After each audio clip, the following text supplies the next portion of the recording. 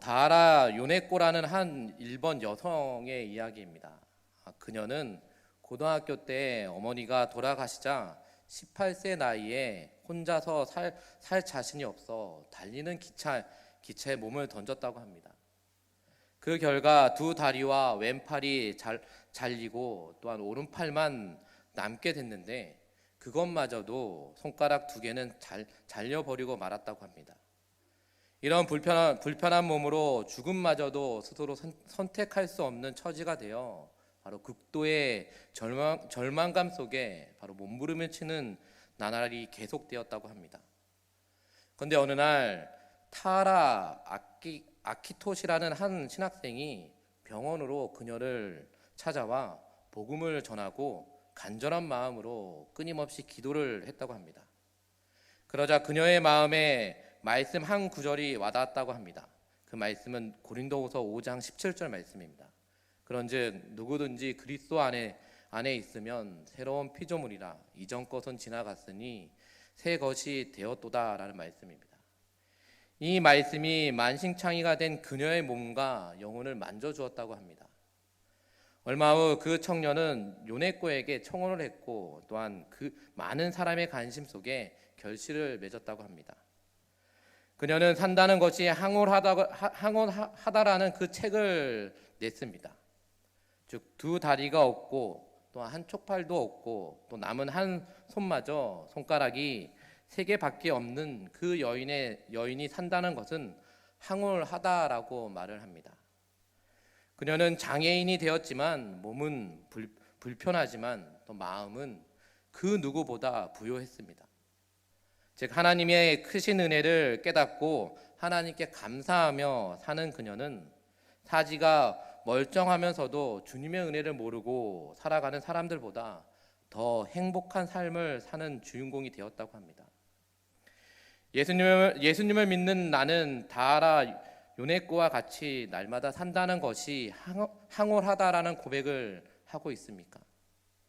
여러분들이 믿음 생활하면서 믿음 생활하는 가운데 그런 항홀한다라고 고백을 하고 있습니까?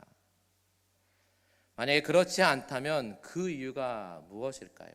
한번 여러분들이 생각해 보시기를 바랍니다. 오늘 말씀의 배경은 바울이 사도직 변호를 통해 리더십으로서의 권위를 회복하려고 합니다. 이를 바탕으로 교회 내 당면 가지에 대한 그런 자신의 견해를 고린도후서를 통해 드러냅니다.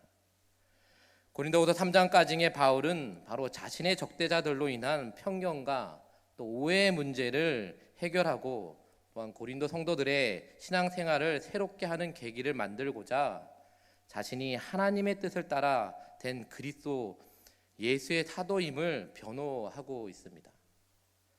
고린도 교회를 급하게 방문하여 또한 해결하려던 이전의 계획을 변경하게 된 사유도 어떤 설명을 하고 있습니다. 그는 자신의 사역이 바로 그리스도 예수 안에서 하나님의 영으로 말미암아 온전히 이루어졌음을 또한 강조를 하고 있습니다. 이어서 오늘 본문 말씀에 속해 있는 이 4장에서는 바로 그리스도 예수의 사도로서 자신에게 맡겨진 직분을 감당하는 과정에서 겪은 육체적 또한 영적 시련을 말하고 있습니다. 육체적 시련도 어려웠지만 자신을 오해하고 심지어 반대하는 이들로부터 또한 받은 영적 시련을 더 힘들어했습니다. 이런 자신을 위로하며 시련을 극복할 수 있게 해준 것은 바로 복음이었다라는 것입니다. 언제든 쉽게 깨질 수 있는 그 질그릇 같은 자신을 지켜준 보배, 즉 은혜의 복음이 질그릇 같은 자신 안에 있었기에 이 바울은 복음을 증거하면서 시련을 이겨낼 수 있었습니다. 즉 예수 그리스도와 그분이 주신 복음 전파의 사명은 그 어떤 것보다도 존귀한 보배인 것입니다. 즉 부르심을 따라 주신 보배로운 복음 전파의 사명을 충성스럽게 또한 감당하는 사람은 어떤 고난도 이겨내고 바로 주님의 영광에 참여할 수 있다는 것을 바울을 통해 우리는 보게 됩니다. 그렇다면 복음이 가려지는 이유는 무엇이며 또한 바울은 고린도 성도들에게 그 사도직을 어떻게 증명을 하고 있습니까? 복음이 가려지는 이유는 세상의 신을 믿지 않는 자들의 마음을 바로 혼미하게 하기 때문입니다. 바울이 전한 것은 오직 예수 그리스도의 주 되심이며 또 자신이 이를 위해 그들의 종이 되는 것도 마다하지 않는 참 사도라고 말을 합니다. 숨기고 싶은 지난 시절의 부끄러움 일이 바울에게 있었음에도 불구하고 하나님은 그에게 새 언약의 일꾼이라는 직무를 맡기셨습니다. 또한 감당할 수 있는 능력도 함께 주셨습니다. 바울은 하나님이 주신 능력으로 바로 수많은 고통스러운 사건 속에서 절망감을 극복하며 승리할 수 있었습니다. 그런 승리감을 오래 누릴 사이도 없이 이 바울은 바로 고린도 교회 안에 거짓 사도들과 또한 그들을 추종하는 성도들로부터 심한 비난을 받고 또다시 위기에 처합니다. 복음을 받아들이지 않고 바울을 대적하는 이들 뒤에는 바로 세상의 신인 사탄의 미혹이 있었습니다. 이 사탄은 예수 그리스도의 영광의 복음을 전하지 못하도록 사람들의 마음을 혼미하게 합니다. 바울은 이 사탄의 미혹과 유혹이 저들 안에 있음을 먼저 지적하고 또한 이어서 이런 악한 계략을 이겨내고 승리할 수 있는 방법을 제시를 합니다. 각 성도가 하나님이 주신 양심을 따라 복음에 대해 제대로 알고 또한 마음으로 받아들이고 또한 새로운 마음으로 복음을 온전히 전파하는 것입니다. 바울이 전한 것은 아까도 앞에서도 말씀드렸지만도 예수 그리스도의 주 되심입니다. 바울은 자신이 참된 사도로서 하나님의 은혜와 또한 긍휼하심을 쫓아 복음만을 올바르게 전해 온 사실을 전하고 있습니다. 일상에서 사탄의 유혹과 미혹을 어떻게 물리치고 있습니까? 또한 예수 그리스도의 복음을 들어도 믿지 않는 사람들을 위해 어떤 기도를 여러분들은 하고 있습니까? 이 말씀을 준비하면서 저에게도 참 많은 고민을 하게 했습니다. 어떤 고민이냐면 사역을 하면서 많은 유혹이 다가옵니다. 또 많은 어려움이 많은 또한 고난이 다가옵니다. 하나님, 그런 고난과 어려움이 다가왔을 때 저는 어떤 모습으로 하나님을 바라보고 있습니까? 또 어떤 모습으로 하나님을 바라보면서 이거를 제가 이겨 나아가고 있습니까? 라는 그런 생각이 들었습니다. 그 생각을 들면서 기도하며 나아갈 때 하나님께서는 뭐를 그렇게 원망하고 있냐? 너가 믿는 게 무엇이냐? 너가 오직 한 사람만 믿으면 되지 왜 다른 것을 생각하고 다른 것을 또 의지하려고 하느냐? 라는 그런 음성을 듣게 되었습니다. 여러분들은 어떻습니까? 여러분들은 믿음 생활하면서 많은 어려움이 찾아올 때도 있을 것이고 또 그 어려움이 찾아왔을 때 여러분들은 어떤 모습으로 그 어려움을 이겨 나아가고 있습니까?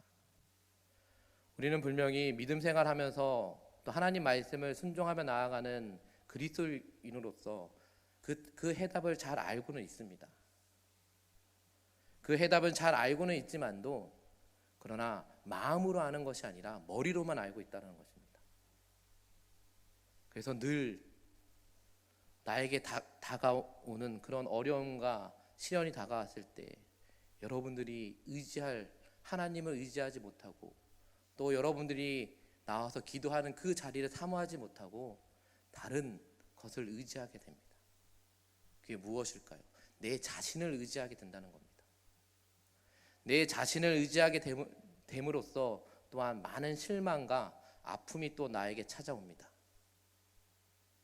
그 아픔이 찾아왔을 때 또 원망하면서 후회하면서 그때 또 하나님 앞에 나옵니다. 근데 그 하나님께서는 그런 성도들을 또 내버려 두지는 않습니다. 그래, 잘 왔다. 늦었지만 잘 왔다. 나를 의지하고 내가 너에게 준 그 복음을 통해서 또 이겨 나아가라. 늦지 않았으니까 원망하지 말고 오직 여호와 하나님을 나를 의지하며 나아가라 라는 그런 음성을 여러분들에게 아마 주실 겁니다. 그 음성을 듣고 순종하며 나아가는 성도님들이 바로 이 자리에 와서 예배드리며 나아가는 것입니다. 그런 믿음을 여러분들이 잃어버리지 않았으면 좋겠습니다. 또한 우리가 그 무엇보다도 일상에서 이 사탄의 유혹과 미혹을 어떻게 물리치고 나아가고 있습니까? 바로 예수 그리스도의 복음을 들고 그 예수 그리스도의 그 복음으로 우리는 이겨 나아가야 한다는 것을 우리는 잊지 말았으면 좋겠습니다. 즉 사탄은 예수 그리스도 앞에 패배했음에도 불구하고 성도와 또한 불신자들을 향한 미혹을 멈추지는 않습니다. 일단 사탄의 유혹과 미혹에 빠지면 하나님을 알 수 없게 되며 또 하나님이 베푸시는 그 영성의 은혜에도 동참할 수 없게 되는 것입니다. 복음을 받아들이지 않는 불신자들을 위해서는 바로 악한 영이 떠나기를 강하게 대적하며 우리는 중보하며 나아가야 하는 것입니다. 사탄은 이 믿음이 연약한 성도들의 마음도 계속해서 미혹을 합니다. 우리에게는 사탄의 그 미혹과 유혹들을 이기고 승리할 수 있는 모델이 하나가 있습니다. 그 모델이 누구입니까? 바로 예수님이라는 겁니다.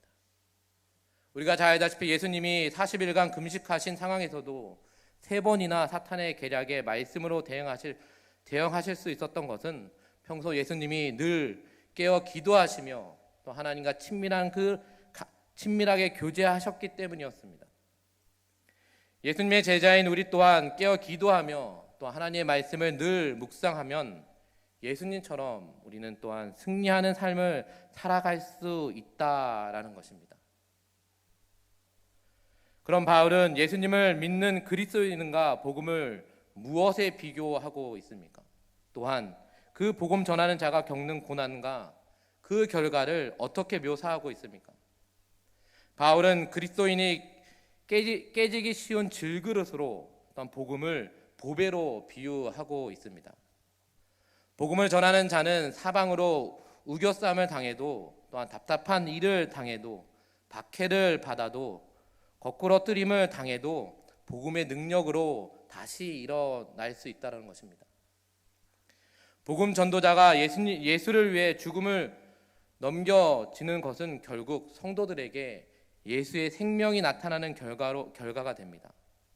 바울은 자신과 더불어 고린도 성도들을 질그릇으로 또한 그들이 전하는 복음을 질그릇 속에 보배로 표현을 하고 있습니다. 성경에서 이 질그릇은 연약한 것, 하찮은 것의 상징으로 표현이 되곤 합니다. 또한 고통과 죽음 같은 고난 앞에서 연약하고 무력한 인간의 모습을 질그릇으로 또한 나타내기도 합니다. 한편 보배는 금과 은과 같은 바로 보물입니다. 바울은 본문에서 하나님이 예수 그리스도의 그런 얼굴에 있는 하나님의 영광을 아는 빛을 우리 마음에 비추는 것을 보배라고 합니다.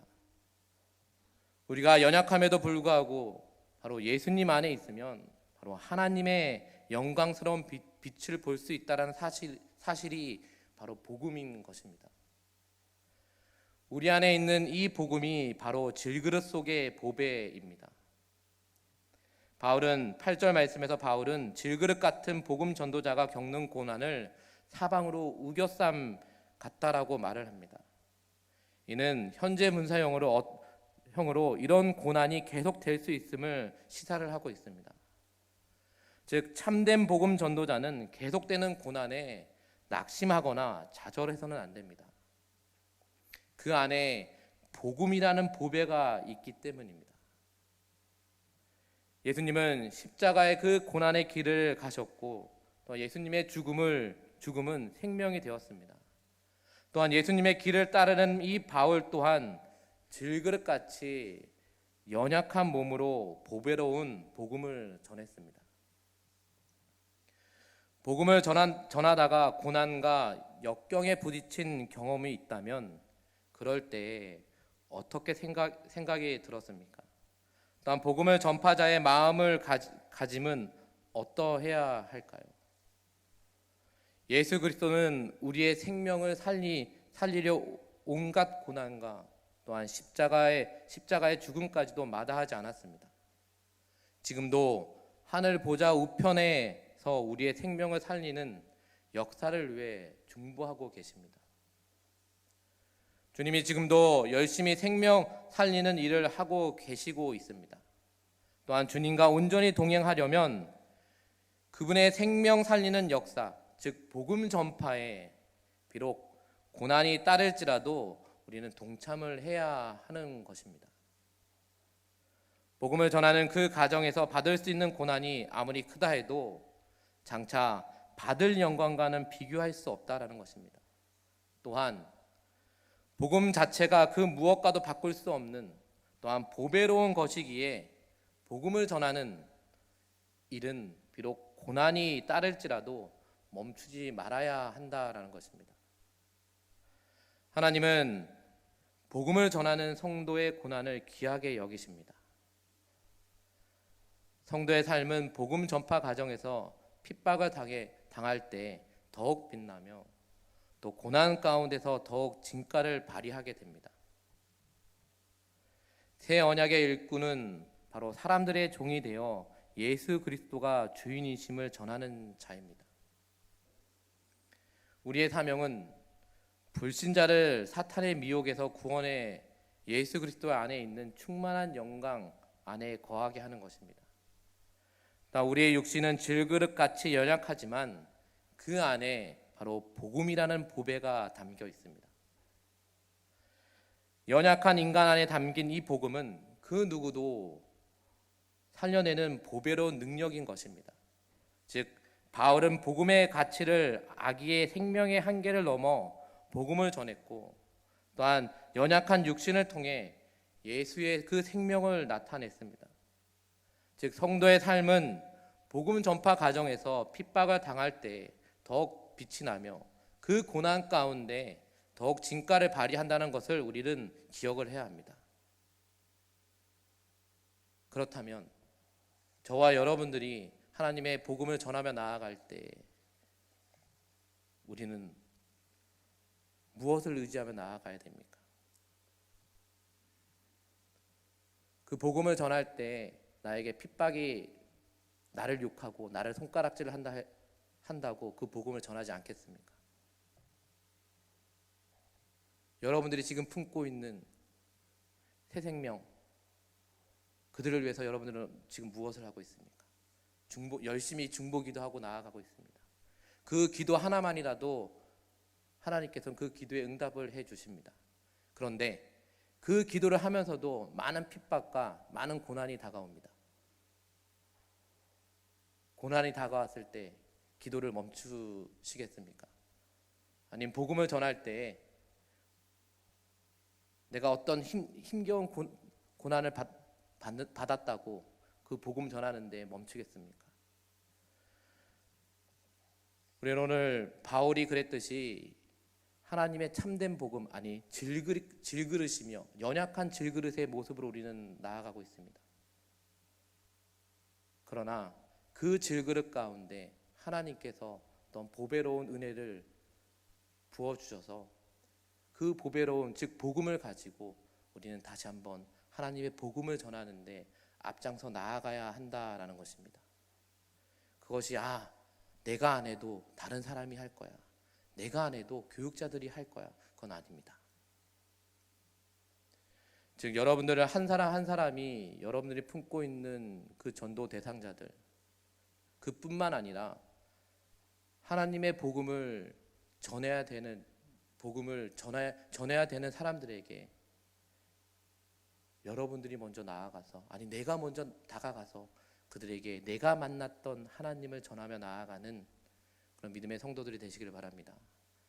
우리는 질그릇에서 끝나는 것이 아니라 그 질그릇을 통해서 하나님이 부어주시는 그 보배로운 은혜를, 보배로운 복음을 전하며 나아가야 되는 전도자의 사명을 우리에게 부어주셨습니다. 우리가 그 전도자의 사명을 가지고 날마다 하나님이 뜻하시는 그런 믿음의 삶을 통해서 다시 한번 하나님의 축복을 누리며 나아가는 여러분들의 삶이 되시기를 주님의 이름으로 축원드립니다. 말씀을 기억하시며 찬양하시고 함께 기도하겠습니다.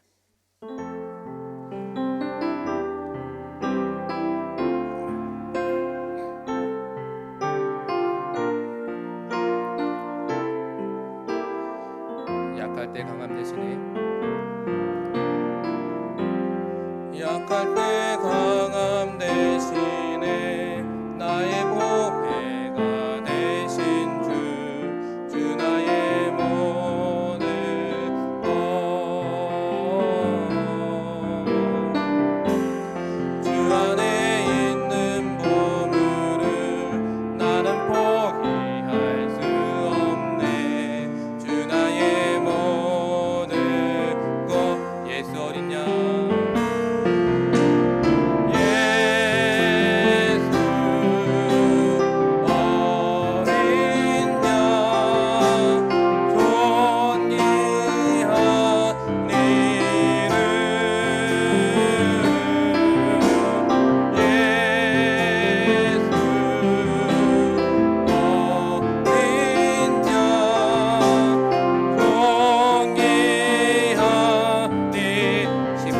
제사하셨네. 십자가 제사하셨네. 주님의 이름 찬양해. 주 나의 모든 것. 쓰러진 나를 세우고 나의 빈잔을 채우네. 주 나의